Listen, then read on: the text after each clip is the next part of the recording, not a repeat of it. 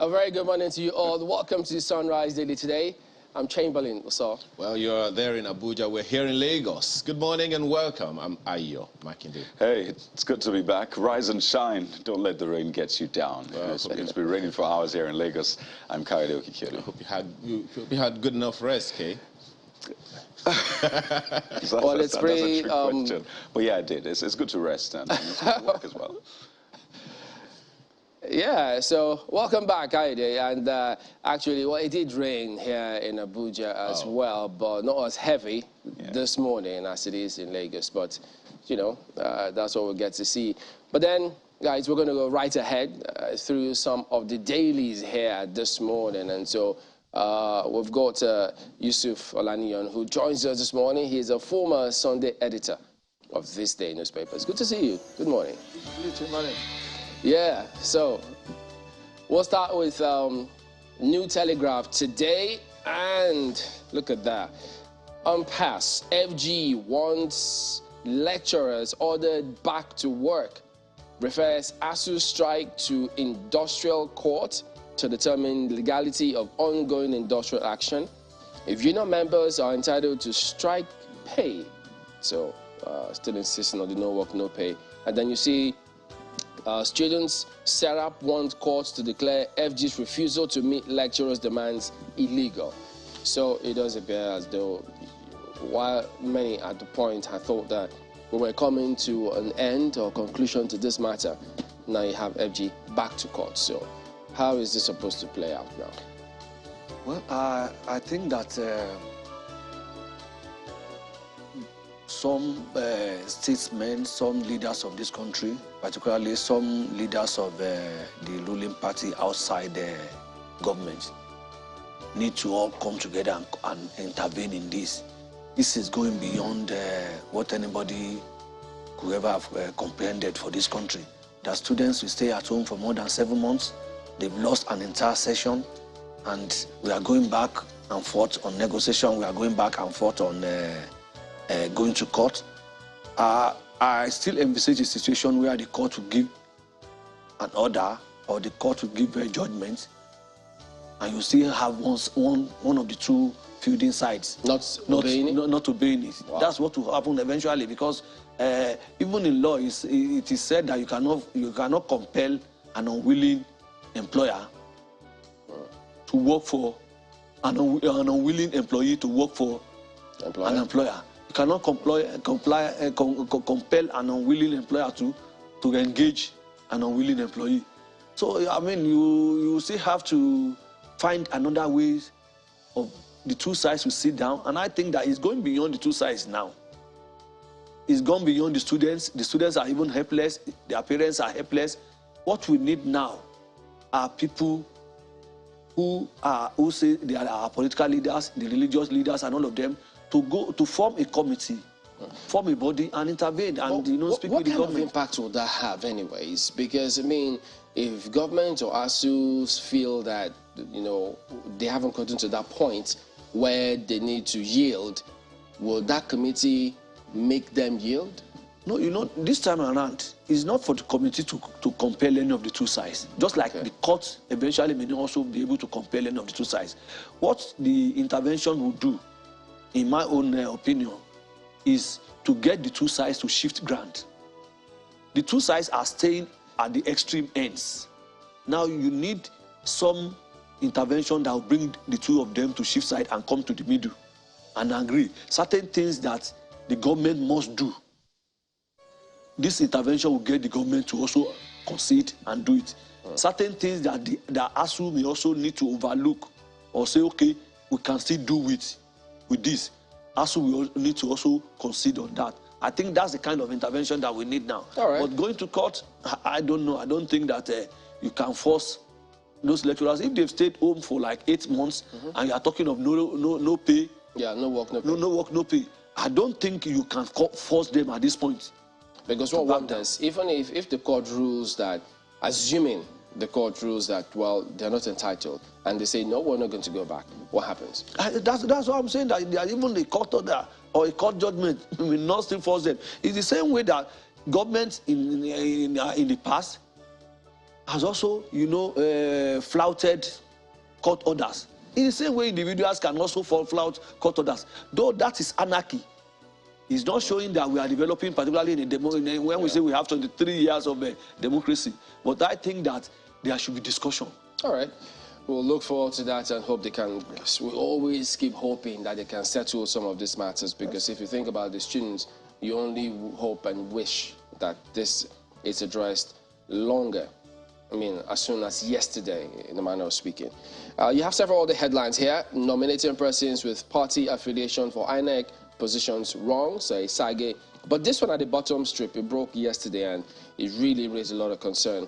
Ifeanyi Ubah escapes assassination. Personal aid, 7 others dead. Delta Catholic priest flee as police officer, 4 kidnappers died during scuffle. Terrorists detain mother, newborn in Kaduna forest, over 50 million naira ransom. Even though it's still unclear what might have been, what this is about, but the dailies claim it, just say, like, look, this is a clear assassination attempt. We don't know who or where from. Well, I hope we are not going back to that dark period when democracy just started immediately after military rule in 1999. You saw a lot of some political assassinations. I hope we are not returning to that era, because we thought we have gone beyond that. What we are dealing with within the political system now, the dark sides that we are dealing with will be vote buying, the election rigging, and all those things. And I hope this is not a return to that era. But this is just another indication of the fact that the insecurity, the level of insecurity in the country is still very high, that government needs to go beyond reeling out figures of soldiers killing bandits, that in certain areas, particularly in the southern part of the country, there should be more attention given to the level of insecurity. All right, guys in Lagos, I've got some papers for you as well. Thank you, Chamberlain. It would seem like there's quite a mix on the front page of the Daily Times concerning that lead story of the New Telegraph. Federal government, ASUU, but then there are 2 others in the mix. Look at the lead story on the front page of the Daily Times. Strike. National Industrial Court summons FG ASUU. Parties will appear before court today. FG asks courts to order lecturers back to work.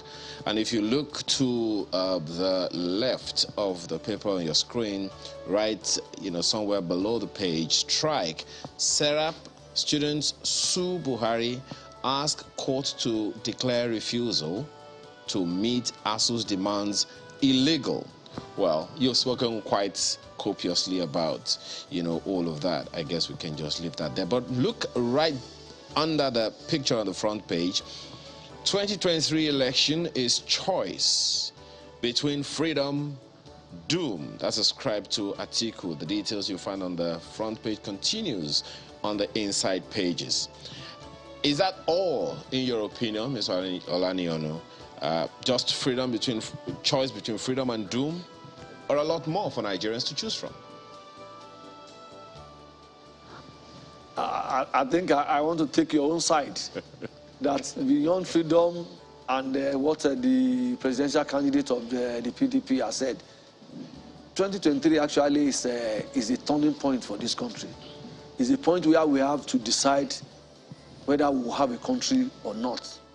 It's a point where where people, I think, need to decide about, they need to decide on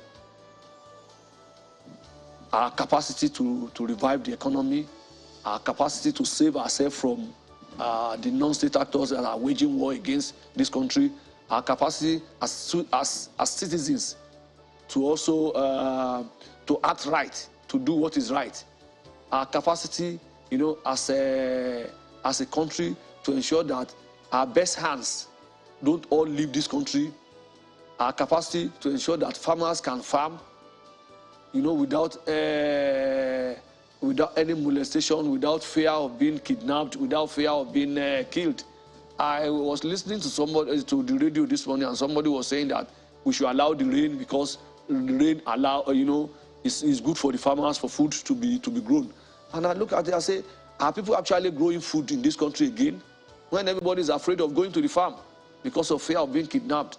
So I think it goes beyond some of the sophistry that our politicians want to say. I think now everybody, we need to sit down, those who want to lead us beyond 2023, and I think it's not just the person who wants to be president, also the person who wants to be House of Assembly member, as low as that. Somebody who wants to even be councillor, as low as that. Everybody must look critically at what is this person bringing to the table? What is he capable of doing? What has he done before? How do we save this country? Because the country is dying. Look at the story that you have just mentioned. 7 months, 8 months, 9 months, students are not in school. And a lot of them, I'm reading reports of a lot of them showing despondencies, showing, oh, we are no longer interested in school. School is no longer for me. And a lot of them abandoning school. Somebody who is in medical school is now selling recharge card and thinking that he needn't go back to school.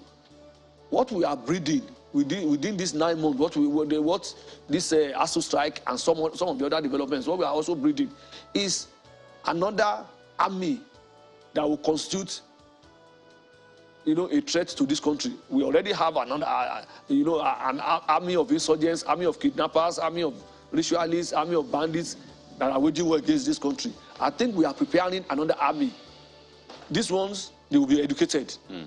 That will wage war against this country. And that's why we need to go beyond talking about doom, talking about all this. All the presidential candidates must come critically and convince people, this is what I will do on the economy, this is what I will do on insecurity, this is what I will do on youth employment, this is what I will do to restore even the national values. Even our values are collapsing. Oh, so there are so many things beyond the issue of freedom. I mean, when you don't even have economic freedom, you don't. I mean, who is talking about political freedom? So it's something deeper.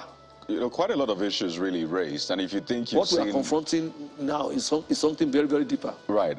If you think you've seen all of the stories on the front pages, well, you might need to think again. Up next is Daily Trust newspaper, and this is what you have on the front page of a Daily Trust newspaper this morning. Life pension for HOS, PERMSEX, upsets contributory scheme. In case you're wondering, who's the HOS again?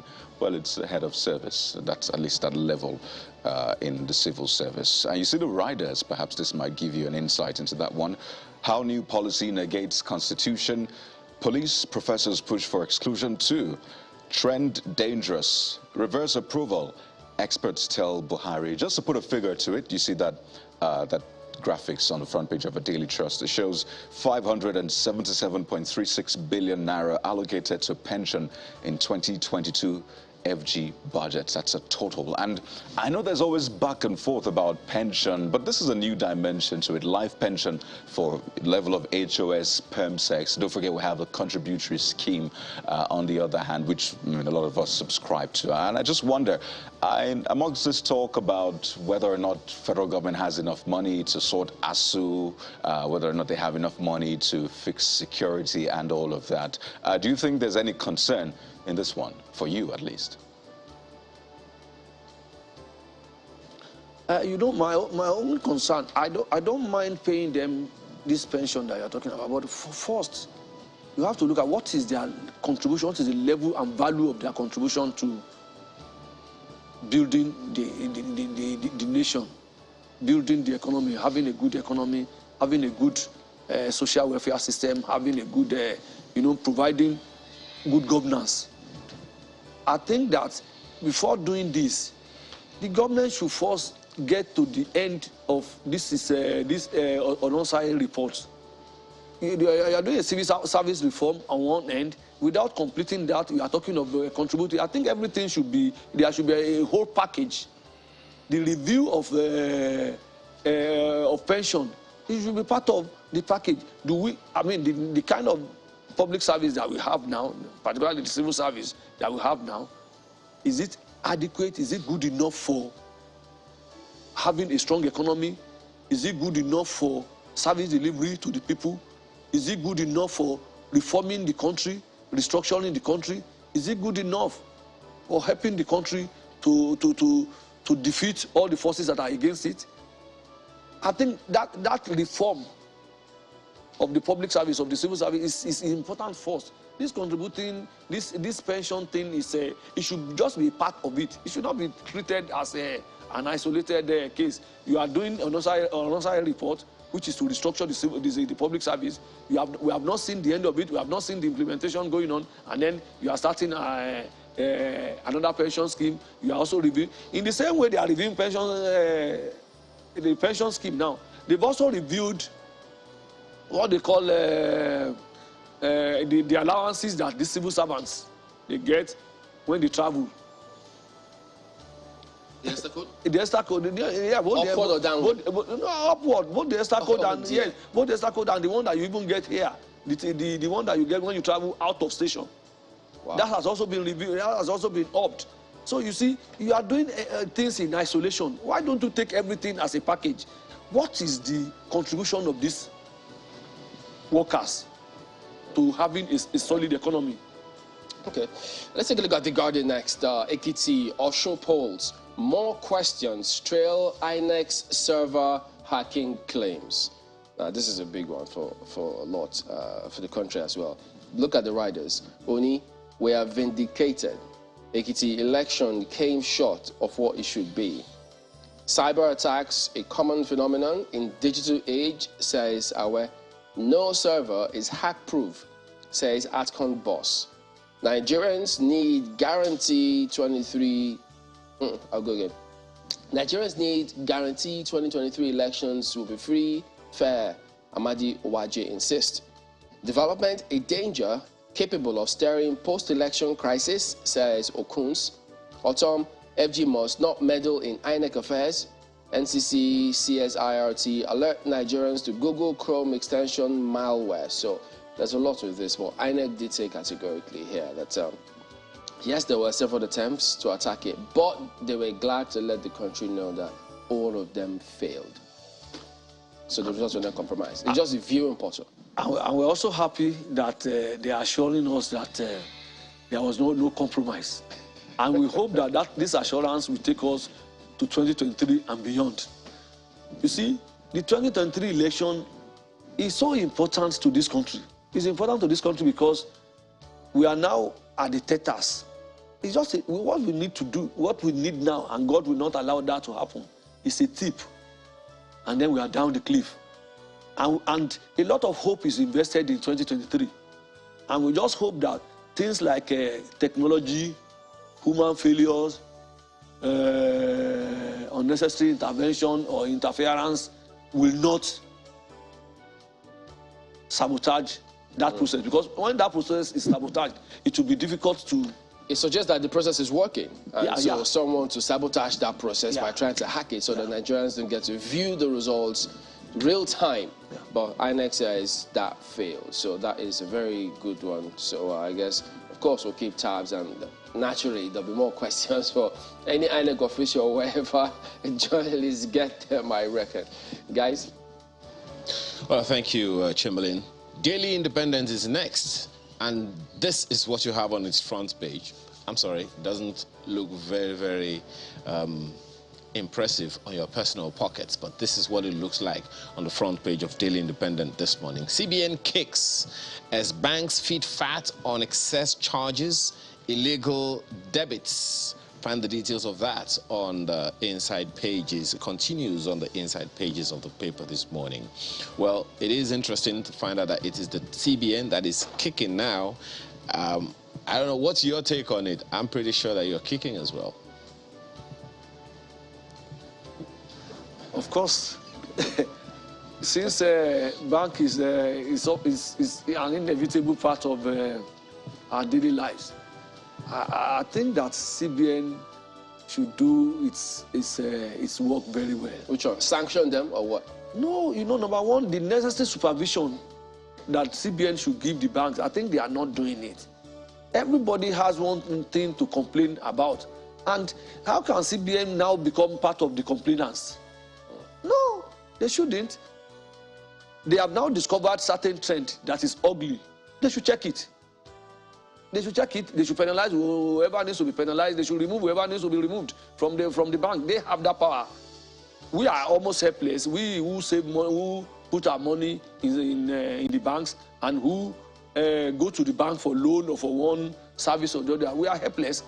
But we believe that the Federal Central Bank is representing us, and it is there with all the instruments of law to deal with the situation.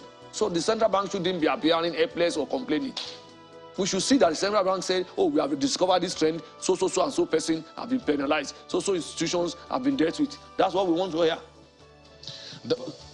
And it's important that all these things are done, because you see, outsiders are looking at one of the reasons why our economy is suffering is because our institutions don't seem to be working the way they should be working. All right, let's flip to this one. Is a very vital institution. Let's just hope that the CBN is taking notes right now on that one. Look at under the picture on the front page of Daily Independent this morning. 2 weeks after, most foreign airlines yet to access trapped funds. And look at the rider. A little concerning. Economy seat now goes for 2 million naira to 5 million naira. How concerning is that?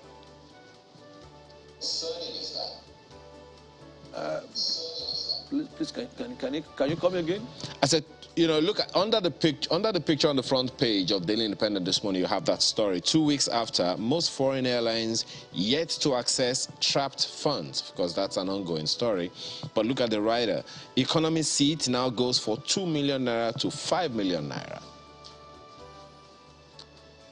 How concerning is that? How concerning is that?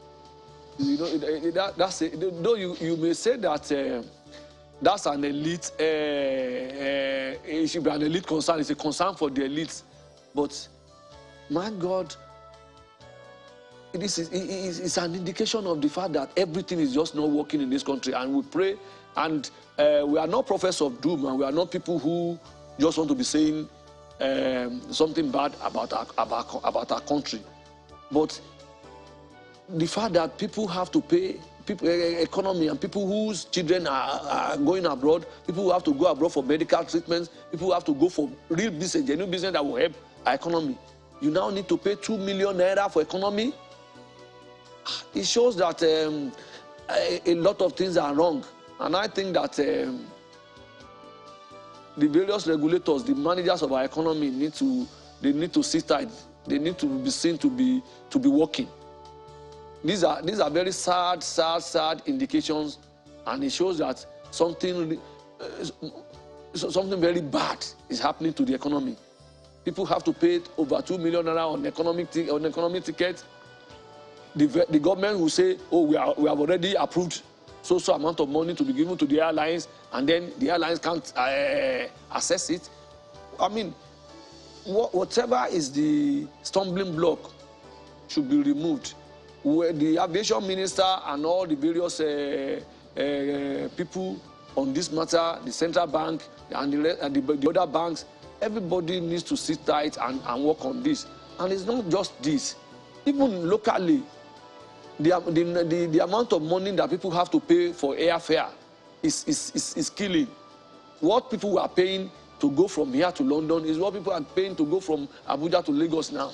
Well, let's quickly run through. It's very sad. Well, it's a lot, really. If I say that it's an elitist consideration or concern, or people to pay as much as 2 million to go to UK or US, how about going from Abuja to Lagos? Well, big questions there, really. I mean, the elites have their challenges. Every other person really facing one or two things. But as a nation, this is another thing we're faced with. On the front page of the Nigeria News Direct, Nigeria loses $700 million monthly to oil theft. That's coming from NNPCL. You might need to get used to that. That's NNPC Limited. And this is something that has been on for quite some time now. I mean, you talked about the CBN kicking. I mean, when the CBN is a regulator now, the NNPCL, well, they've since morphed into a limited liability company, but still they have a huge role to play. Does it bother you that it seems as though the government, NNPCL, those in charge, don't seem to have the answer to this oil theft, I wouldn't say palaver, but this oil theft matter, really?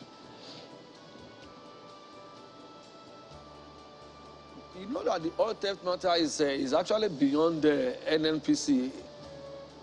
and even as a private company now, the oil theft matter is a security issue actually. I think the NNPC people are probably at the marketing level. They are in Abuja, they are in Lagos, they are the places where you are selling the crude. The people who are seeing the drilling and the transition of that oil onto the market, they are the ones who are behind this oil theft and who need to take action to stop this oil theft. I'm talking of the security agencies. I'm talking of the guys at those who are there, who are the places where the crude oil is being drilled and then transmitted from there to barges and the rest of it and to the market. I think the president, and you know, fortunately the president is the Minister of Petroleum Resources. The president is a general who is not retired. A general don't retire.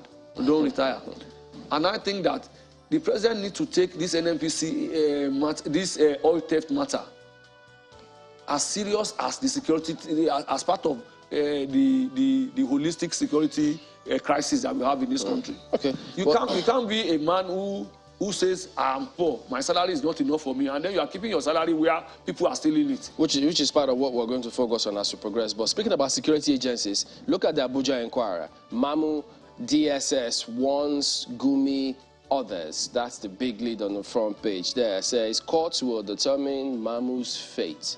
So there's a lot that's going to unravel with this arrest. I agree with you. I agree with you that for the first time, I think that we are going beyond just saying, oh, they've killed one insurgent, or they've killed one commander, or oh, certain kidnappers have been killed, or people have been freed, people are kidnapped have been freed. Now we are going to the source of this kidnapping, the source of this insurgency, the source of this banditry.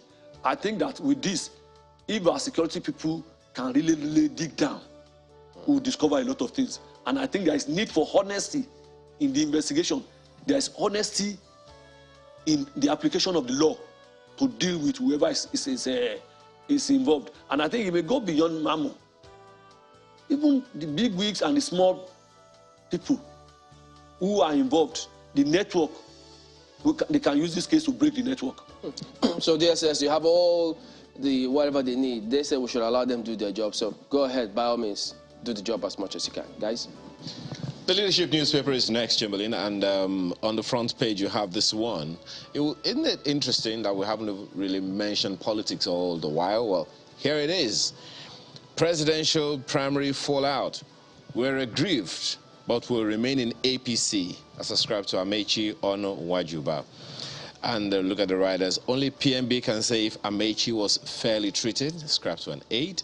Wajuba working with Uzodinma to rebrand party in Imo. All of that on page 4 of the leadership newspaper today. We're aggrieved, but will remain in APC. What's your take, Salanion? My brother, I think, you know, this story is, for the first time, what I'm saying, what I've always been saying, that it's not only PDP that has a major crisis in the party. I think they are just loud about their own. APC also has a very deep crisis within its fold. And this is an indication. This story just shows you that everything is done well in APC as well. And I believe that the two parties, you know, have maybe one of the reasons why they are not dealing decisively with their crisis, to tame the crisis, to settle the crisis, and get on to real politics, is because they know they have the luxury of time.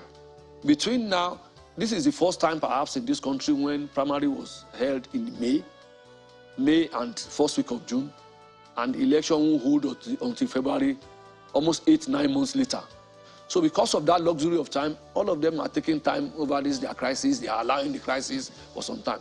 But I think these are issues that they all have to deal with before they start their campaign and before they go to election. I'm thinking that the next 1 month, particularly the month of October, will be very critical for all the parties, particularly the two major parties, the PDP and the APC. they need to quickly settle their crisis and move on to electioneering. All right, so there you go. That ends a look at some of the dailies here this morning. Well, I want to thank you for coming on. Yusuf Alaniyan is former Sunday editor of This Day newspapers.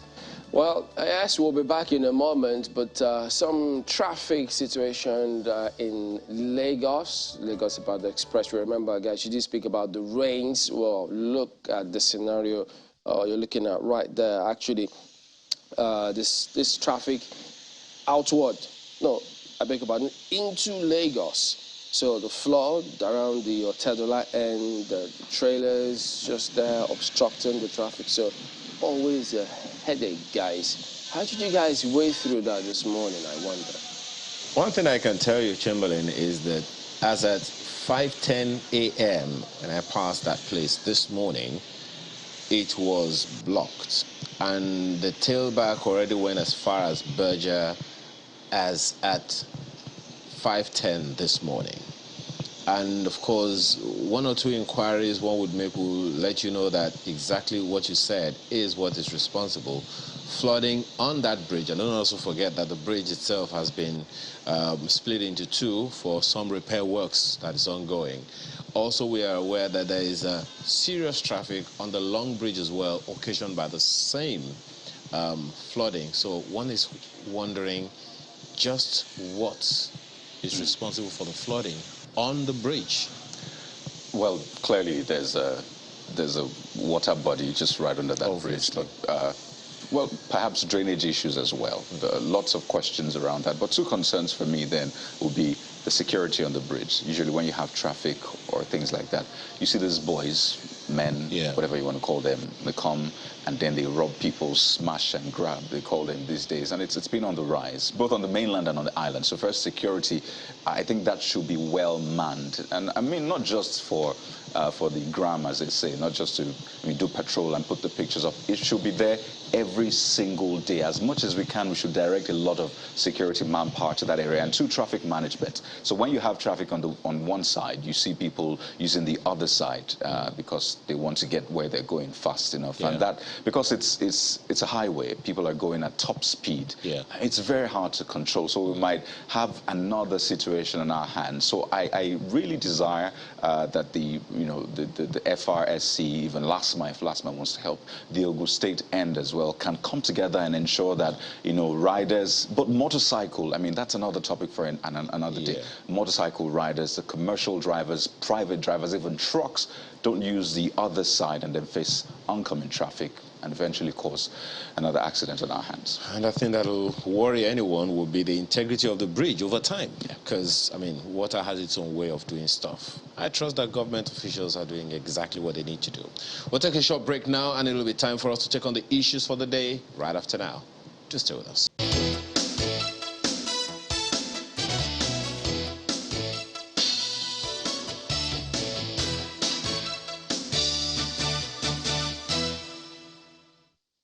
All right, welcome back to Sunrise Day. Well, yes, you heard the president speaking about steps and how the need to improve the economy with that presidential committee on the national economy. So we'll take a look at some of what he said, proffering solutions and what and how can or should all of these play out. We've got two gentlemen joining us this morning to weigh in on that subject matter. Well, here in the studio is Dr. Bode Ayorinde, who is a pro-chancellor, Achievers University, or in those states. He's a former member of the House of Reps. While he was there, he was the chairman, House Committee on Economic Recession. He's a fellow, Chartered Institute of Bankers. He's an associate professor of international banking and finance law, Faculty of Law, Nasarawa State University. Good morning, sir. Thank you for coming today. Good morning. Thank you for inviting me. All right, then we also will have Dr. Yusuf, who is the former DG, Lagos Chamber of Commerce and Industry. He will join us virtually. Good morning, sir. Thank you for joining us as well today on the program. Good morning, Chamberlain. It's a pleasure to be with you. All right, Dr. Ayorinde, let's start with you. I mean, listen to what the president said. Yes, everybody, lots of people, I don't know who doesn't want to see the economy work and grow. We all want that solution. But highlighting several issues there, sometimes you wonder, oh dear, how will they approach this? And towards the end of that report, my colleague did speak about how the president thinks that, look, the real challenge will be resolving the internal scenarios, which he thinks will be key to ensuring that we actually take off. But I know there's been several talks, suggestions, committees concerning how we need to move forward. But if you go anchor on, start off on this, how do you see all this playing out? Well, Chamberlain, and good morning, Nigerians. The EU is beyond lamentation. We must, everybody must be concerned. I also sympathize with our president that is concerned.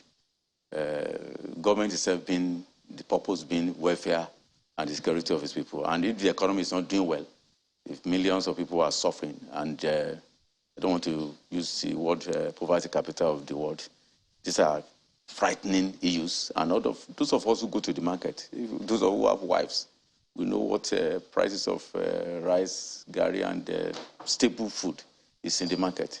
Yes, the statistics is showing a growth in the economic indexes.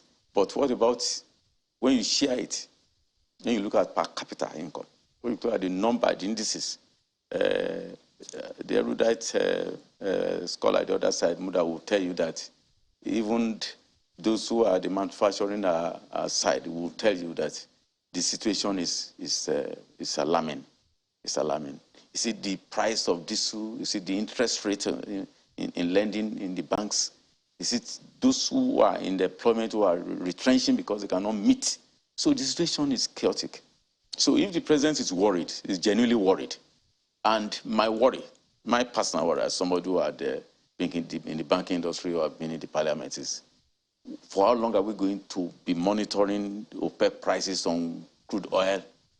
For how long are we going to depend, rise or fall with crude oil?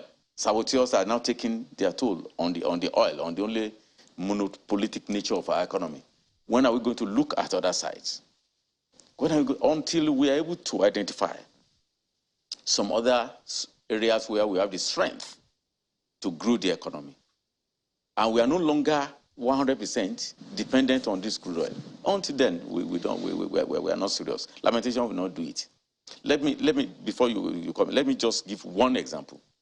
As chairman of House Committee Ad hoc Economic on Recession that time, I led my members to companies in Lagos that have closed shop, and one was very pathetic, Dunlop. Do you know the number of vehicles on the road? If we cannot produce cars, can't we produce tires? Don't we have rubber plantations in the forest that we can say, okay, we are no longer importing tires? Why should the two tire manufacturing companies in Nigeria collapse and we are looking at it? What do we have to do to ensure that, okay, if we are importing cars, we want to produce the tires? Gas single, take that one from foreign exchange. It has effect. Identify a fuel like that beyond crude oil. Identify about 20 items that we have economic advantage over, that this country will produce because of our resources. You will see the effect on the foreign exchange because there will be no pressure to bring such items to this country. So as we lament, we must also sit down and think about factors that have led to this. Not to just one, not just focusing only on crude oil, the price is rising, the price is falling. What about if the crude oil just dry up? Are we not going to exist as a country? All right, let me bring in Mr. Yusuf on this one. I mean, you know, there's been, you have the Minister of Finance, you have the CBN Governor, you have the National Economic Council, you have the Economic Management Team. I think they'll replace it and came up with another advisory team. So you have several groups of people who are supposed to be the managers of the economy. Then now you have this one. So, you know, looking through all of this, what is it or where is it that, how come these things or with all of these teams that we have, we still can't seem to get it right? Hence the reason why the president says he is indeed worried about this. Yeah, thank you very much, Chamberlain. Well, at first I was a bit confused when I learned about this committee. And just as you said, we have had the economic management team, which was chaired by the vice president. I remember at that time, I was still at the LCCI. We used to have quarterly interaction with the vice president and some of the key economic ministries. Then that was dissolved in a way, or as it were. Then we had the Presidential Economic Advisory Council, chaired by Dr. Doyin Salami, and with quite a number of highly respected members, including Bismarck Riwani, Charles Soludo, Professor Lu, and the rest of them, which was quite a formidable team. Then, just as you said, you also have the National Economic Council, chaired by the vice president, although populated mainly by the governors. So when you have all of this, I think my worry is that I'm not sure that we are short of ideas as to what exactly we should do. I think the problem is connecting those reports or recommendations of these committees to actual implementation or the political will to adopt and implement those recommendations. That, for me, I think is a major issue. We need to have that connection. But the difference between this and what has happened before is that this committee, the presidential, this new presidential committee, is now chaired by the president himself. Maybe that will make a difference. And the president made a very profound statement. He said we need to attract and retain investors, and that we need to deal with the challenge of policy predictability and policy coherence. Those are very profound statements. And I'm happy that this is coming up, and I'm also hoping that beyond just talking about it, we do something concrete about it. Because these are basically the issues that we have been facing. If you talk about the economy today, there are 4 major headwinds that you may want to identify, which of course the president alluded to. You have the oil theft and the attacks on oil installations, which has created a whole problem, a whole set of problems in that sector. And that sector is a very strategic sector for the economy, both from the point of revenue and from the point of view of foreign exchange earnings. We had the fuel subsidy problem and the associated macroeconomic challenges, because the fuel subsidy thing has created a whole lot of macroeconomic problems, like the issue of debt, issue of high deficit, issues of massive corruption and all of that. Then we have the foreign exchange policy problem. The president did say that some problems we have are external, some problems we have are domestic to us. The foreign exchange policy problem is a domestic problem. Unfortunately, it was not listed by the president himself. It was not recognized as one of the major problems that you have in the economy. Because the foreign exchange policy environment has created a whole lot of distortions, dislocations in the economy. That, I think, as they progress, it will be listed, will be a major item on the agenda of the committee. Then we have the problem of insecurity. Those are the 4 critical issues I think we should be addressing if you really want to move the needle as far as the economy is concerned. Because as we speak, the economy is at a tipping point, and something needs to be done very urgently. We talked about coherence. That is very important, because over time we have seen different agencies of government going in different directions. We have been talking about the issue of policy coordination. You know, what we have had over time are silos of people trying to be territorial in their disposition. So perhaps now that the president himself is sitting at the head of this committee, maybe you can see some level of coordination and coherence in the way the economy is managed. Well, let me take this to Dr. Ayorinde in our Abuja studio. Dr. Yusuf has talked about some of the major issues, the composition, the headwinds, what we need to be focusing on. Perhaps the president is the head such that this can have maybe more bite. There'll be reduced bottlenecks and other bureaucracies that come into play. But we'll talk about the composition and all of that. But I'd like to maybe learn from some of the experience you have, being in that committee on recession, the ad hoc committee at that time. Nigeria just recovered from a recession post-COVID-19 and all of that. And now we have this committee, which some are still wondering what will be different. But if we can learn from our previous experience, maybe learn from our mistakes, learn from things we did right. Looking at what we're faced with right now and casting our minds back to the recession period, at least that period, and then post-recession. What do you think we can pick from then that we can at least put into use now and maybe get out of this even faster? Thank you, my brother. Honestly, until we look into that report again, after 1 year of going around the country, we submitted a report to Parliament about our findings concerning the causes of the economic recession then. And we made useful recommendations. I'm not sure it went beyond the Parliament. If you have a country of our population, currently over 200 million, and there is no policy on industrialization, beyond, because the first most important thing we saw, 17 edX at that time, was that, look, this country, industries are turning to churches. Major industries, whether Kaduna, Port Harcourt, we are now having assembly of worshippers. Will these people give employment? As much as we want to worship God, will these assemblies give employment beyond the gateman and perhaps those who sweep the churches? So we are thinking that if you look back at the report of the Parliament on Ajaokuta steel mill, which had been moribund, which worth over $5 billion when it was put in place. I learned about 64 kilometers of roads are tied there, including housing estates, gathering dust.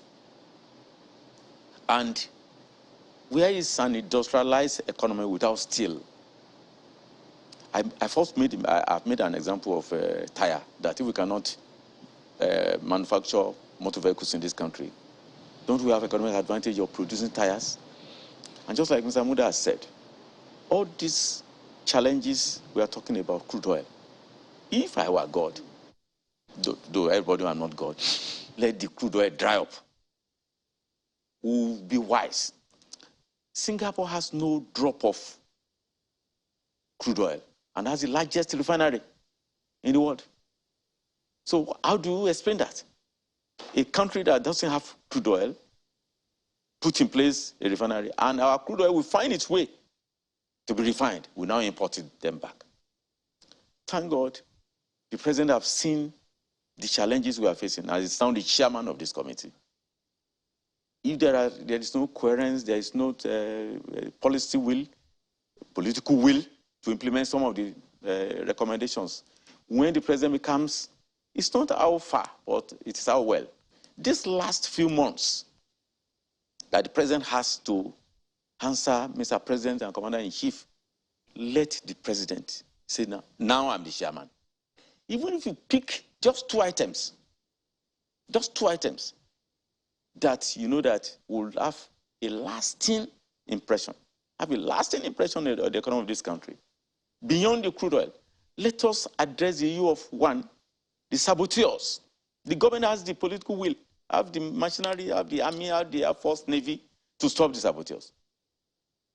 If this one is stopped and we can produce at our own, at the normal capacity, then whatever we gain there should not be lost into corruption. We have recovered a lot of loot here and there. I don't want to mention names. What has happened to it? Looting the recovery. So if we are able to deal with the issue of insecurity, because where there is no security, there can not be economy. Even in the secondary school, If there is so much insecurity, parents will withdraw their children from that school will collapse. That's a small example. So a country where the security is a serious problem, where saboteurs have taken over our main source of lubricating the economy, which is the crude oil, where interest rate is at high point, where factories are closing down, where a lot of graduates have no access to employment. And we're now encouraging them to go. You have a graduate who have served, studied economics, you go back to sewing.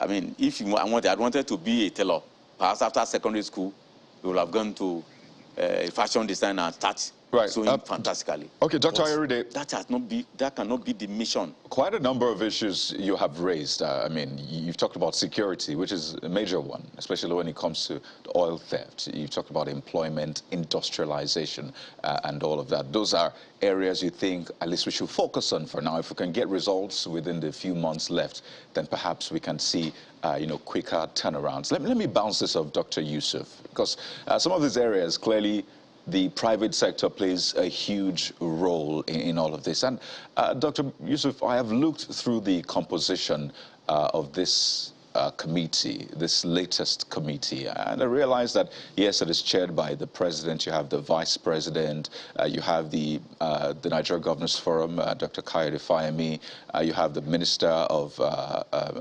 Budget, National Planning, essentially all government representatives. You have representation from that, interestingly, that Economic Advisory Council as well.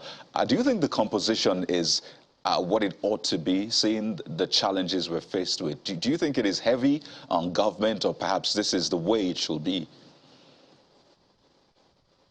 Well, I agree with you. It is heavy on government. But the issue is that the problems that the private sector is facing is very well known. You don't even need a private sector person to be on that panel for you to know what the problems are. They are very obvious. Look at the challenge of inflation and the rate at which prices have been galloping. The prof in the studio had alluded to that. Even though we're talking about inflation rate of 19.6%, if you look critically at it and look at what the basket of goods that the average Nigerian is consuming, we are talking about inflation of well over 50% over the last 1 year. Some prices have doubled, some have tripled. And this is have far-reaching implications for the welfare of the people and also for the prosperity of businesses. That is one. Secondly, we have a major crisis with our foreign exchange environment. I mean, that is also very obvious. You don't need a private sector person to sit on that committee to tell you that. I mean, look at how the exchange rate has been fluctuating. I'm happy the president talked about the fact that things are very volatile. There's so much unpredictability in the economy. If you talk about volatility in the economy today, it's around issues of inflation and issues of foreign exchange. It's a policy problem. It's not the private sector that makes the policy, it is government. So between the president, the finance minister, the CBN the governor, they have to sort this matter out. Look at the embarrassment we are facing in our foreign exchange environment. Look at what is happening to the airlines. How many countries in the world are experiencing that kind of thing? That airlines are here, they sold their ticket, they can't take their money out. Look at what is happening to foreign direct investors. Many of them cannot repatriate their dividend or profit. It's a policy problem. Look at portfolio investors. How many of them are coming in? Those who are here are stuck. They can't repatriate their money. And yet, the president also said it. We need to attract investors. We need to retain investors. It's a policy problem. Due for a break in about a minute. Pardon me, but, you know, staying on that foreign exchange, because it's a big deal now. The president talked about it. He mentioned foreign exchange, but he linked it to, you know, the high price of crude oil in the international market. Sadly, we're not doing as much as we ought to. We're doing less than 1 million barrels per day, just less than half of the OPEC quota and all of that. So he tied the foreign exchange, perhaps the challenges we're seeing in foreign exchange, to our output in terms of crude and how much we can sell. Even though the prices are high, we're faced with, you know, saboteurs and all of that. Do you think that's enough solution to the foreign exchange challenge in terms of policy direction? Certainly not. And this is what I was saying. Even those who wrote the president's speech did not adequately address the foreign exchange problem. The policy problem is #1 problem because investors are not coming in. If you have a crisis with a price, because the exchange rate is a price, you have issues on the demand side, you have issues on the supply side. The demand side, yes, there's a lot of pressure. A lot of pressure again because of the policy, because if you have a premium of over 200 naira on a dollar between the official window and the parallel market window, why would there not be heavy pressure on the official window? Yusuf. We have created a paradise for people who are brokers in the foreign exchange market. Yes. On the one hand, just as you have said, there is the issue of the policies. On the other hand, are the players, the executors of those policies. That and a number of other issues we'll take on when we return from this break. Please stay with us.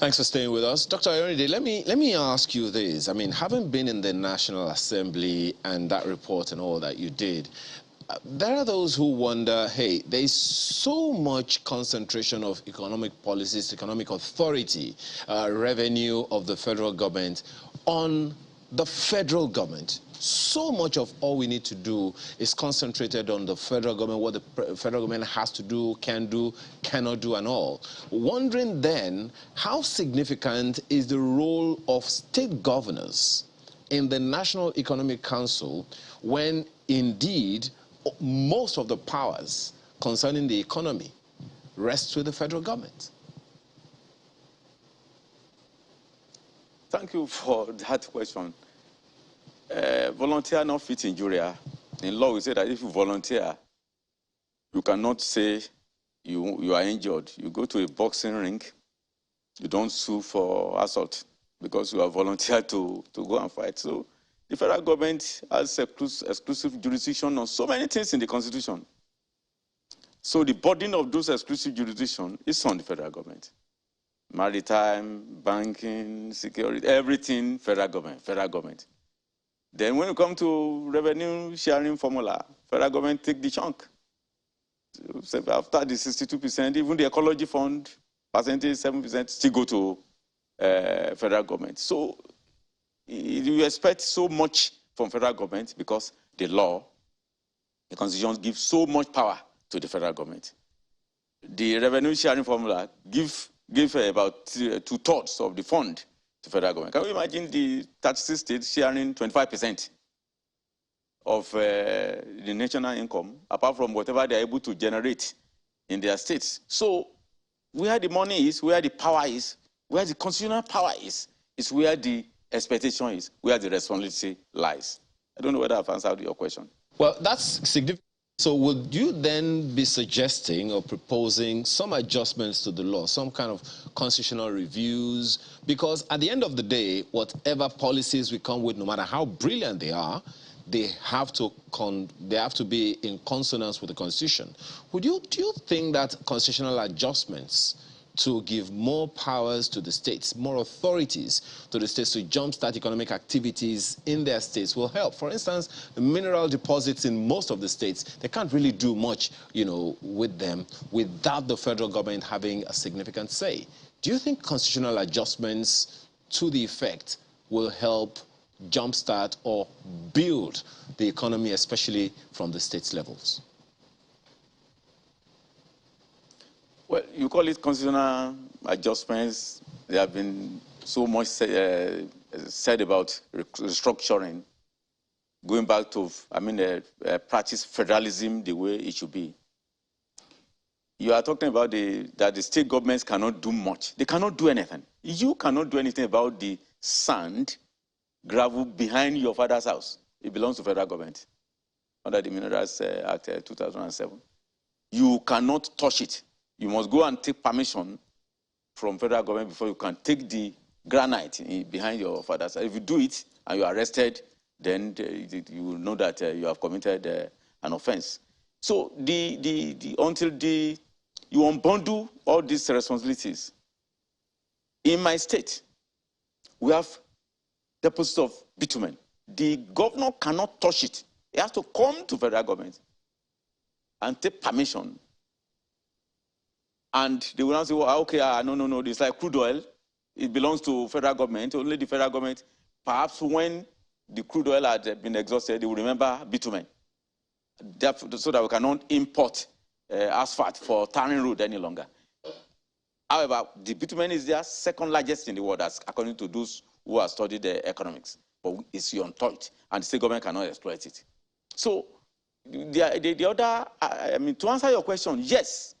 If the federal government can say, okay, let me allow states to manage the resources in their state, but this percentage should be given to federal government in managing the way it is in all federal system. The way it is in all federal system where federalism is truly practiced is that each state will take economic advantage of all that is available within the state, exploit it for the betterment of its state, and on the aggregate, a little here, a little there, contribute to national well-being. And the economy of the nation will grow faster. I will agree, I will suggest, I'm strongly in support of reducing the burden of this economic, the federal government being the captain, being the pilot of moving the economy in a nation of 36 states. Let me ask Dr. Yusuf, that's on the one hand, still talking about states. Most of the time when we talk about, private sector, we look at urban Nigeria, Lagos, Abuja, Port Harcourt, and the rest of them.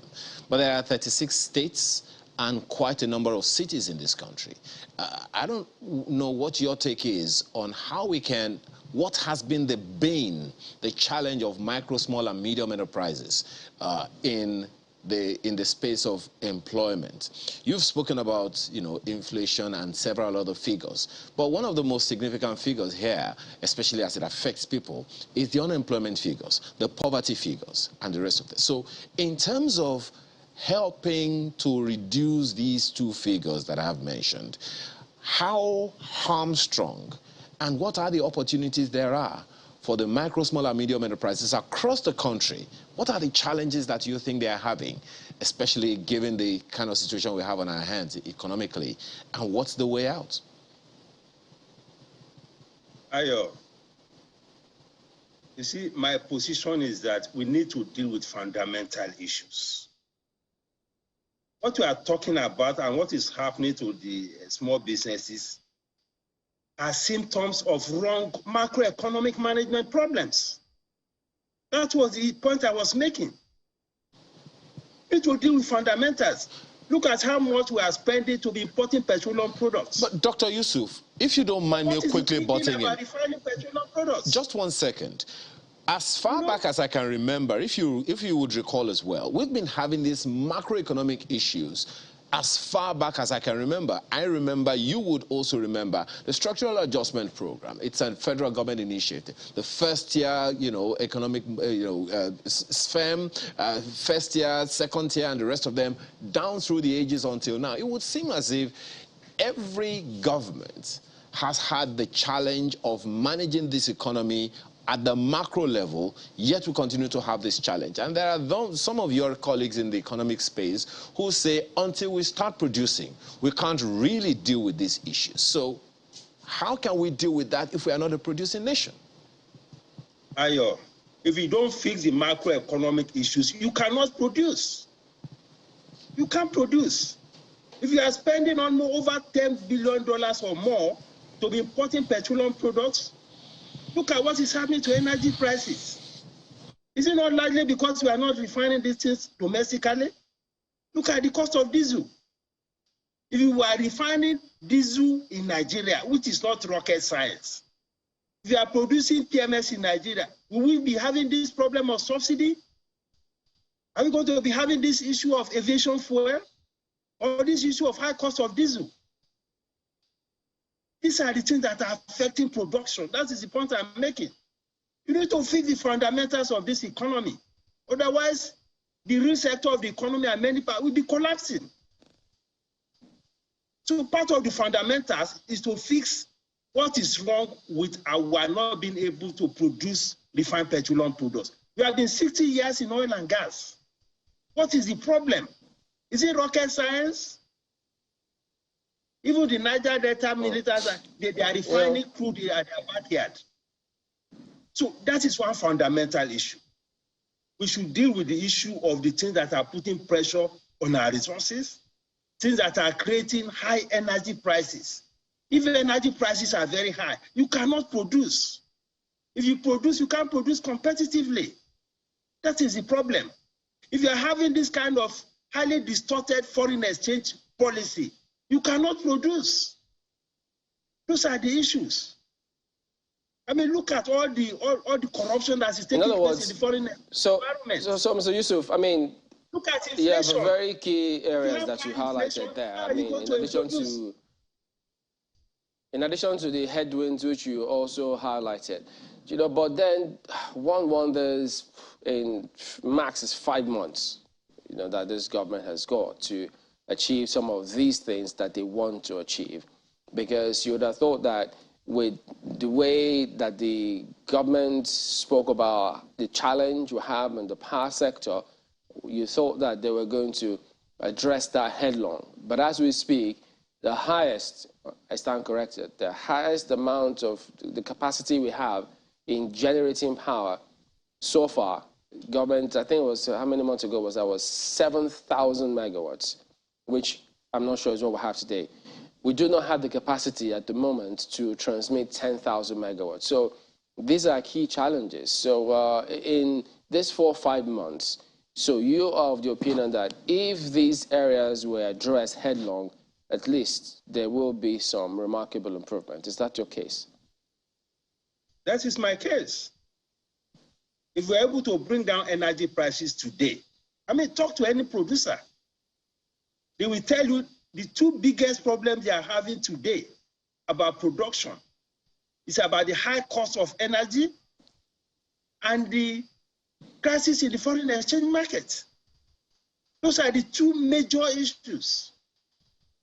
The government has how many months, maybe 6 months or so, whatever I can do in the area of policy, because the president said it.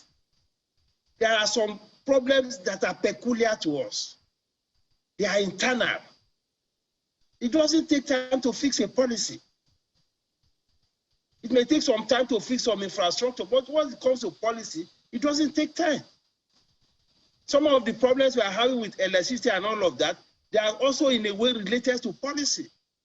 Policy around tariffs. There were also issues around the processes of privatization and all of that.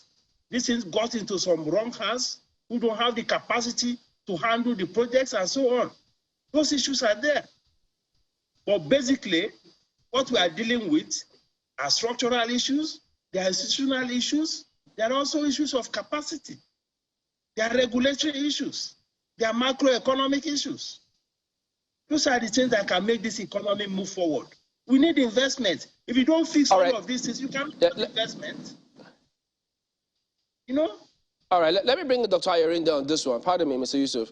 So the point is raised, the policy issues. It doesn't take you much to just fix those. But I wonder what to make of the president being in charge of this committee, because that could send different messages to different people. One, it may suggest that all the other persons who are there supposed to have, who headed one team or the other, It means that he is saying by taking charge of this committee that, look, with due respect to all of you, I'm not satisfied with what it is that you have done. But then we also shouldn't forget the fact that the president is the Minister of Petroleum Resources. So today we still flare a considerable amount of associated gas, which is impacting us hugely. That oil sector is bleeding because you talk about the crude oil theft, which is about to cripple the economy, if not doing that already. And so he taking charge of that, if he say, which suggests the others have failed, he's still going to rely on people around him to achieve these policies because he cannot be everywhere. He can't do all this at the same time. So what should we make of him being in charge now? We should first realize the fact that when the president took charge of this committee, it informs all Nigerians that previous committees have not achieved the macroeconomic resource desired for the nation. And that, look, even if he doesn't know everything, if he's there as president and is waiting for a committee to come and give him a report, perhaps seeing the president, the chairman of that committee alone, not even all the members of the committee, we are waiting for time. We are wasting time. And for a president that has just a few months, you say 5 months, maximum 6 months, to write his name in gold, perhaps he wants to say, why is diesel 850 naira per, why is foreign exchange like this? Why is interest rate like this? That's why I want to be in charge. I want to correct these things within 6 months. But with you respect to him, he didn't have to be chairman of this committee to achieve that. He's the president. In the past, it has. We don't want to go into the indices because so that it won't be as if I'm here as basically as a politician. I'm here as an academic and a lawyer. I understand that. Yeah. So I don't want to talk politics. But he knows what the foreign exchange was when he took over as the president. And he knows the value now. He knows what crude oil was when he took over as president. All these challenges are there. And they are living barely facing him. Will he leave it like this? So if you now say, look, leave the steering, you cannot drive well. I want to drive the economy myself. Let us commend him. Let us see how far the political will be there to now face. They didn't just take two out of the elements of macro economy that Mr. Muda has identified. Okay, the foreign exchange that has, look at the parallel market, you sell, you buy at over 700. At the official rate, you have to, you know what it means. Let me also mention this.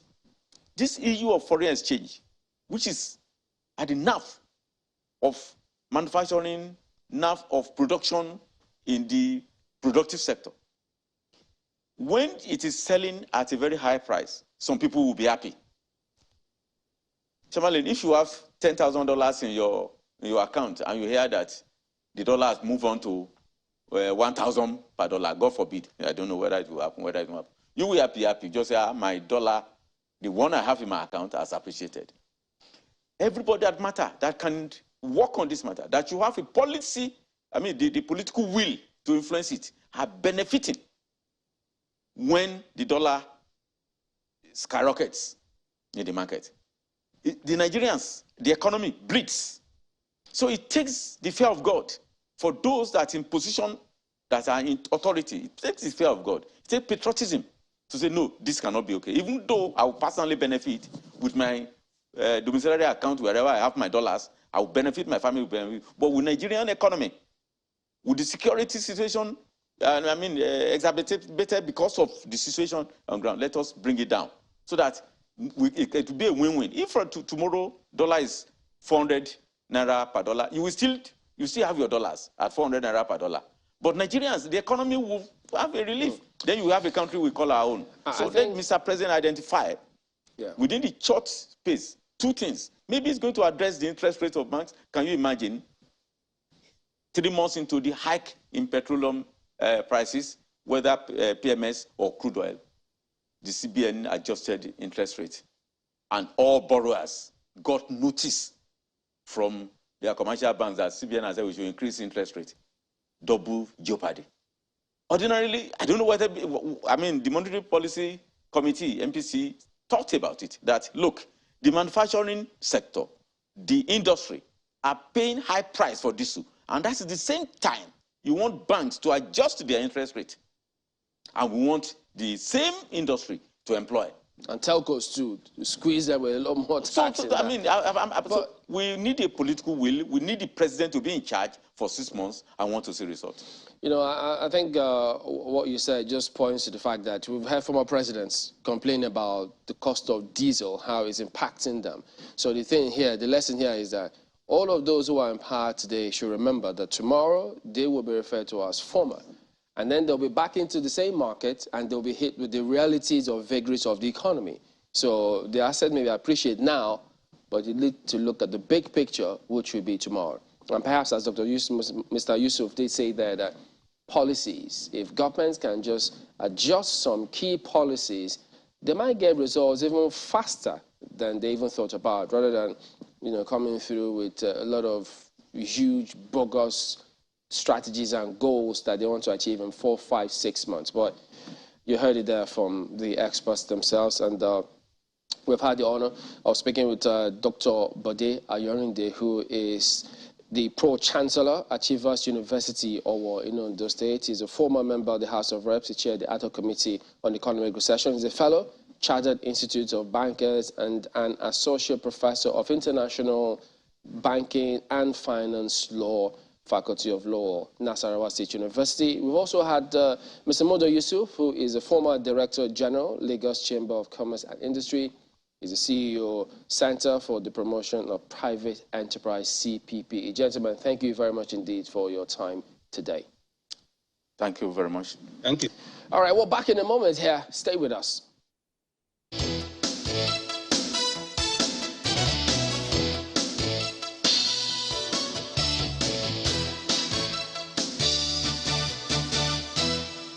Thanks for staying with us. Let's close the program today with a review of the political scene, considering what is happening in all of the major parties. And hey, how about those other parties? Because there is no such thing as a minor party.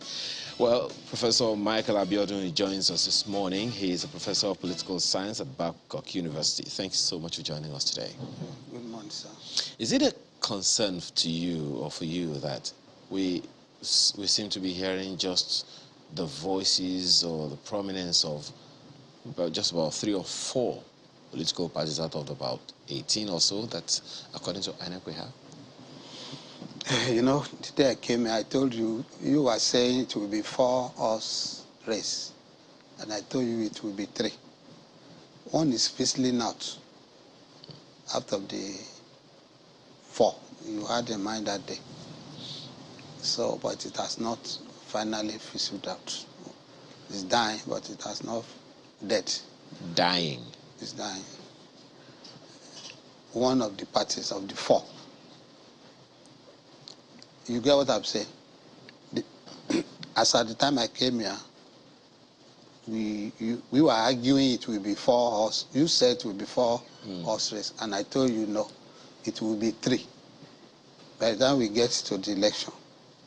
But now one is evaporating. Which of these is the 4th that is ebbing out, according to you? It's NNDP, New Nigerian NNPP. Party. Yeah, but NNPP, yeah. So where do you then put the SDP? I said all those parties, you will see them. At the end of the day, they might match with the bigger parties based on their interests and ability of the bigger party to bargain. Or they are, yes, okay, to bargain successively with them. But one of the things you also said the last time you were here, sir, was that, you know, people will vote for parties based on the strength of certain individuals, based on the strength of the personalities that are involved in those parties. So, how about a situation where, for instance, one of these parties that you say might likely, you know, merge with the bigger ones, they have a strong, you know, candidate, very strong candidate, as we had in the case of Segun Mimiko when he became governor, I think, in Ondo State at the time. The Labour Party wasn't such a significant force to reckon with at the time. It was only relevant in Ondo State. It was not a party, it did not have any tentacle beyond Ondo State that time. Okay. So you don't see any such repeating itself in 2023 in any of the political parties? Except where there will be some revolution. Can you get it? Where some members of bigger party wounded or felt bad, they can just trade off their votes to such smaller parties. Okay. Now, talking about these big parties, as you call them, it would seem like quite a number of them are having their challenges. You know, yes. How significant are these challenges if you want to take them one after the other? You will remember too that I said that it will be difficult for me to sit down here that day and be predicting because they have challenges and the challenges are not fading away. In fact, that of the PDP is becoming another issue. Because Wike is insisting that you must go. And how do you want Atiku to sacrifice IU? For a lot of reasons, it will be difficult for the presidential candidate of PDP to sacrifice IU. Even though, according to Governor Wike, he promised that that is what should happen. You know, I was distinguishing between politics and politics that day. Most Nigerian politicians are politicians.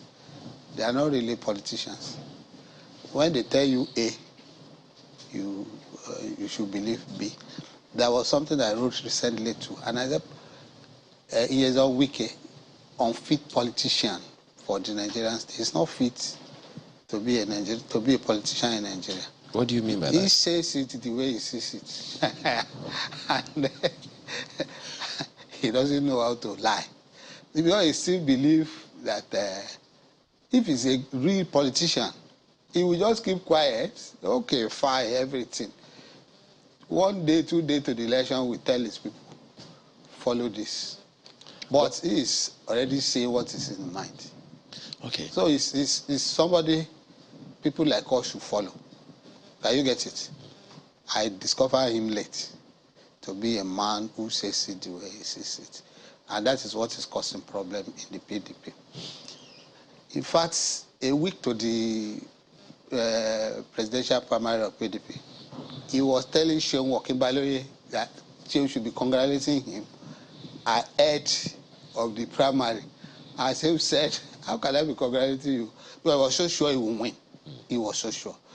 The Southern caucus had agreed that all of them should vote for a Southern candidate, that it is the turn of the South to produce. Not knowing that some of his colleagues are already having a different thinking. And when he came to the podium, if you watch the primary, if at the time I said, will my prediction fail today? Because I predicted Atiku will win, either Atiku or Wike. If you look at the ovation that greeted his address of the delegates, you will know until Aminu Tambuwa came to openly to direct his supporters to vote for Atiku. Well, that's water under the bridge now, some would say, but clearly would look like the party doesn't seem to be taking that to heart too much. They're, as it were, moving on, they say. How do you think that is something to cheer? Moving on without Wike. Yes, somebody I was reading in this morning that somebody said a tree cannot make a forest. That is true. But Wike is not alone. Wike has about 5 other governors with him. And Fayose is behind him too. So if you say it's Wike alone, it's not Wike. Makinde is there. Uguaye is there. Ipiasu is there. Fayose is behind them. Then Otom is there. So if you say it's Wike alone, no, we should not downplay it. But my only fear is that the crisis lingers. And you see, different people have their own interests.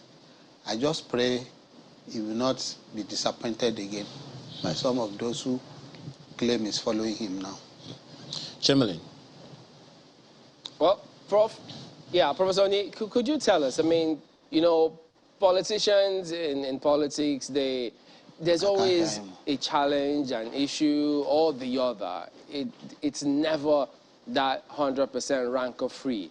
So to what extent, or should we even make, how much in terms of seriousness should we give to all of these internal challenges that they have? Because, if you look, before they all had their primaries, they all had issues. But the primaries have come, gone, maybe to a certain extent, but at least they've held the primaries, all of them. So isn't it making a mountain out of a molehill if we say, look, they've got challenges, they have internal wranglings, it may affect their performance in the election, because at the end of the day, they may just pull together and then sort all of this out to the surprise of everybody else who's watching. I think with 6 months or less, 6 months to the election, the party should by now settle down for serious issue-oriented campaign. But Wike is challenging the candidate, is challenging Atiku, and is making very serious demand on the party to remove the chairman. That all he wants is the chairman to go. In fact, the day the chairman of BOT resigned, I was questioning myself, is the problem over? Only for about 30 minutes later to see Wike running. Again, that is not what he wants, that BOT has no significant input into the party, that is the chairman. By now, they're supposed to have settled down. Because this crisis, pre the primary, supposed to have whittled down now, and for the parties to move on. The PDP hold is the most pronounced, and I think they can always sort themselves out. But Wike is a hard nut because for the party to crack for now. Because even in APC this morning, we see them say the likes of former minister, former governor Rotimi Amechi, Ogbonnaya, and Mekawa Juba, all quoted to have said that they are aggrieved, but they will stay within the party. So they equally putting that one out there. But while they try to sort themselves out, the news that INEC saying there was actually attempts. They tried to hack the IREV, which is one area that Nigerians, lots of people are optimistic, that gives them a glimmer of hope in terms of the potential outcome of the election. Now, INEC coming up with that news, even though they say, but they were glad to tell us that nothing, they didn't succeed with the hacking. How are you taking on that kind of message? Because that's huge. Let me address the first issue you raised about Ogbonnaya Amechi saying they will stay within the party. They are even more dangerous than Wike. Because when you stay within the party, I say you agree, but we will stay. They will cause the damage within. Unlike Wike, who is saying his own out every day. Today, now, if there is any project for him to unveil, he will make another statement. But I know Amechi, I've been watching him. He has been unreasonably quiet in the recent time. Ogbonnaya has been unreasonably quiet in the recent time. Those people are dangerous. So you cannot wish them away. They have to be appealed to seriously, because you can't say that Wike, Amechi is not a power broker in Rivers. The party needs the vote from Rivers too. And if Wike remains in PDP, it's dangerous for Amechi's image there. Well, he might take all the vote away from Rivers. So the party needs to appeal to Amechi and Ogbonnaya to please stay with them faithfully instead of going out. For the election coming up, I told you when I came here the other time, I was going home to vote. Yes, and I did. With the process I saw, though there is nothing Nigerian politicians cannot do to seek for power and relevance. With what I saw, I think it will be difficult for anybody to tamper with the next election result. If you tamper with the server, can you tamper with the polling unit Bible that's where we accredited? I saw myself like this. Korokoro is not that they asked me to put my finger in somewhere and I could not see myself. The thing will still be there. We can still recollate everything and send to the server if they tamper with the larger one. Then they are still keeping the manual one. They should not do away with the manual one. You know, that one raised issues recently when somebody said that the manual one, it should still be going until we matured to a level when the electoral management of result will be stable. As at today, the two should go pari passu. That is my advice. And if what I saw in Osun, in other words, was anything to go by, I think there's hope for 2023 election. Should we, that means you like the hybrid system, it should keep going. Should we take it for granted that those who the president has nominated and sent their names for clearance, we shouldn't make a mountain out of a molehill on that one because, there's not this feedback.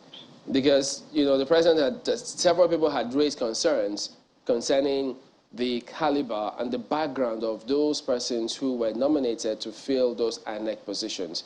But we equally have heard some response of government saying, look, let the National Assembly deal with it. It is before them. So how should the populace respond to that? I'll be listening to that argument. But if they found them to be card-carrying member of any party, it's not fair to other parties. They should be dropped. But there's difference between a card-carrying member of a party and sympathizers of a party. Can you get what I'm saying? If they are sympathizers and there's nothing serious to link them to a party, Aristotle said everybody is a political animal. As I'm sitting down here, I should have somebody, you know, I went home to go and vote. Did you think I had voted for nobody? I voted for somebody. Does that one make me a politician? If they now appoint... But Professor Oni, sir? Those are two different things. You are not being put in a position where you coordinate events politically, influencing them in one way or the other. Well, yes, you may be an umpire, but administratively you have a role to play, and that is a type of influence. That's what I'm... But how should we look at this scenario? If one was, say, a governorship candidate or aspirant, whatever it is, say about 8-10 years ago, and he is no longer in that position today, does he, even if the law says, as at the time that nomination is being done, if he were in that position, there may be a question mark. So should we then say, look, he's no longer or she's no longer in that position. That was a long time ago, and as such, it shouldn't matter now. Does that allegiance fizzle away just like that? Because many say, if it did, why did they bring them back on? Because they thought that it doesn't just fizzle out like that. What do you think? My take is that if that person is linked now, with membership of a particular party, particularly the ruling party, they are not fit to be in that position. Now, that they have held position in the past, they could have pulled out of the party, leave the party, but the allegiance, the sympathy will still be there. But you cannot measure the sympathy. What you can measure is whether they are card-carrying member. And there are minutes of meeting of political parties where they attended. You can provide those evidences. That one should automatically disqualify them. But to link them to appointment of the past. In other words, you're suggesting that we should just focus on what the law says and not perception, even though to a lot of people, perception is reality. Sometimes there could be wrong perception. No? Don't say perception is reality. It's not all the time. That is not valid for all the time. We should look at what the law says. That is it. But because if you want to make an allegation against somebody, it must be made within the ambit of the law. If you are arguing outside the ambit of the law... Okay. Well, So, one of the things that I find quite interesting in that, Prof, is so on the one hand, INEC has its own responsibilities that it is doing, taking on, and all of that. But then, I mean, listening to the INEC chairman, he has already, of course, given that, assurance and all. But consider the huge logistic considerations that INEC has to put into place. As of 2019, the voter register was 84 million. Now we have 96 million people on the ballot, and according to the INEC chairman, that's like almost like conducting elections for all of Africa. Yeah. Now, considering that, the number of people that they have to put in, how, and the levels of authority at the various polling units, how do we ensure the credibility of the people that are being recruited into that process? You see, electoral or election management is becoming more interesting. I've been part of it for a very long time. When it was root and crude, when it was unfair and unfree, you got upset.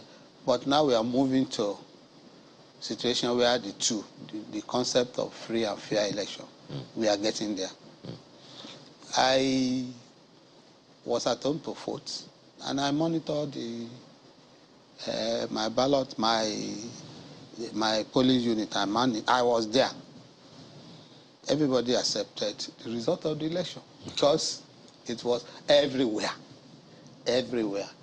only to learn that Oyetola had gone to court. Let's wait for what he will bring from the court. But that's in one state. Now we're talking about the entire nation, like 3 or 4 various electoral constituencies. Yeah, they need to recruit more. They need to recruit more. It's the process of recruiting those people that I'm talking about. That is the problem now. Yes. That you are looking at whether they are partisan. Yeah, and the credibility that will come out of it at the end of the day. Yeah. We need to look at the credibility. We need to look at the partisanship. I used to tell people anywhere I am, I'm not a politician. And I'm not sure I will be one in a hurry, except this electoral revolution, is seen through. But if it is they are still doing take money, vote and take money, or take money and photo. But if this electoral revolution, after this 2003, we will know where we are going in Nigeria, whether the vote will count or the money will count. You spaded, you spoke copiously about the PDP the other time. You spaded, the APC, but you haven't spoken about the third force, the Labour Party, as much. Concerning the issues in the APC, do you think it's too late in the day to address those issues, having taken so long between May and now for us to hear anything from those who are, as they said, aggrieved? The bigger the head, the bigger the headache. Apology to late MKO Abiola. Because the party is in power. The party claim, I don't have my data, I don't have my file, to have about 43 million members across Nigeria. You see, everybody wants to seek relevance, And the way they manage their primary was tilted towards the governors. The senators are on one part, the governors are on one part. And I'm telling you, the governors, have both the purse and the power. And the party hierarchy will hardly, condemn governors' action because they are the party leaders in their states. Okay. And if you look at the Northwest, they have a lot of problems between the governors and the senators. I think that is being resolved now. Okay. Because they are no longer saying they are leaving the party. So they have been assuaged. So let us wait till that. For the Labour Party cannot have problem. What problem do you think they will have? The only problem they have now is financial problem. Financial problem. So if somebody said they have problem, they are struggling. They are struggling to come into being. Is that to say there is nothing to contend over among the members? What to contend about? What is it to contend about? There's nothing.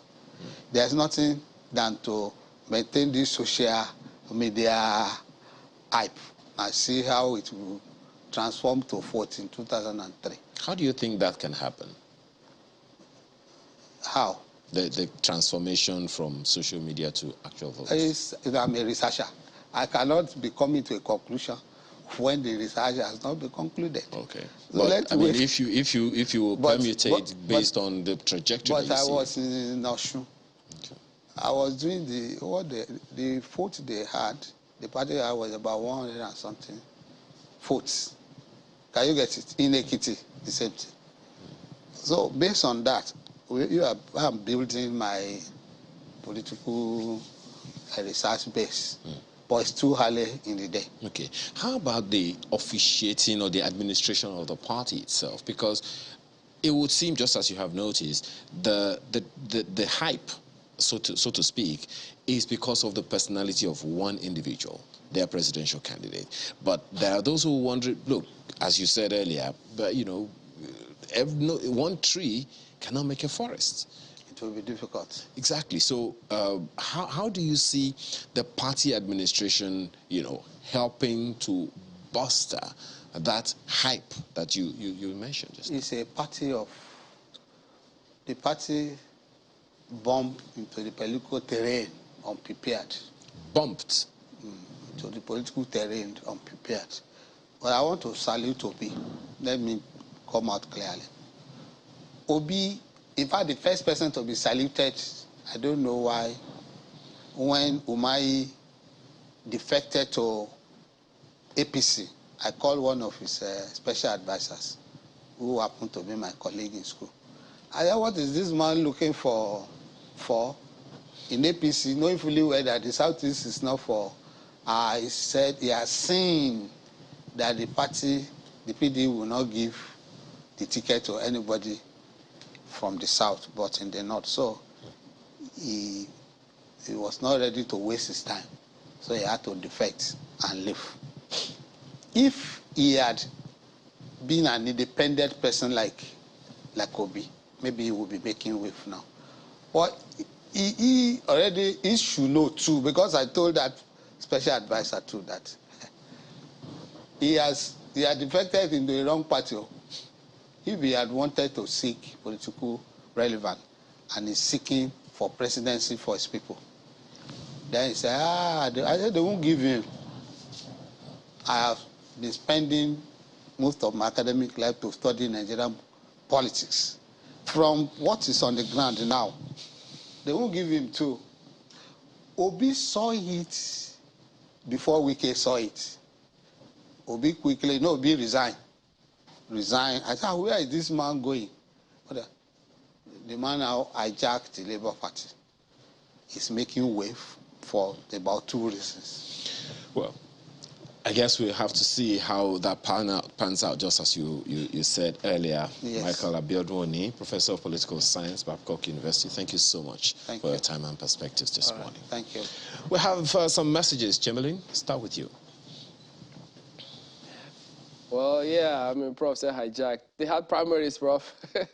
And when they say they bumped in, people were not prepared. And one wonders, which president in the history of this country has ever been prepared for governance, even if you look at it from 1999? It looks as if they all just bumped into the whole thing. But look at this. This comes in from Oshino Kingsley. He says, about the economy, really. Our economy will never fare better until the issues of resource control is addressed. The injustice in our so-called fiscal federalism is the bane of looting, leakages, corruption, unemployment, poverty, uneven distribution of wealth, and insecurity. Countries are facing economic challenges, and Nigeria is not immune from these challenges. Setting up another economic committee by the PMB is window dressing. FG must properly address the structural weaknesses they've themselves created in our economy. We'll take a look at this one. It's a tweet from Victor Orwell saying Nigeria has no business importing petroleum products. People are benefiting heavily from the chaos. Let them sincerely address the issues, he says, creating this lacuna, and we will be good. How will we manage our gas revenue when we start full exploration? Let's do right, with an exclamation mark there. And then this one comes from Henry, who says, speaking about improving the economy, Shop Local initiative is a philosophy and missing link for industrialization in Nigeria. Therefore, to grow and stabilize Nigeria's economy, government at all levels must be leading patronizers of locally made goods and services. That way, local manufacturers and traders will be encouraged to perform and the economy rejuvenates. Well, there you go. That's it. The much we can take today. Pardon, I had to step aside for a while there. But we're back tomorrow. It looks like a big day ahead today. Don't worry. You can make the most of it, regardless of whether it's raining, it's shining, or whatever. I'm Kayode Okikiodu. I'm Ayo Makinde. Do please have a wonderful day. It's a successful week for you. And I am Chamberlain Uso. Goodbye. You know.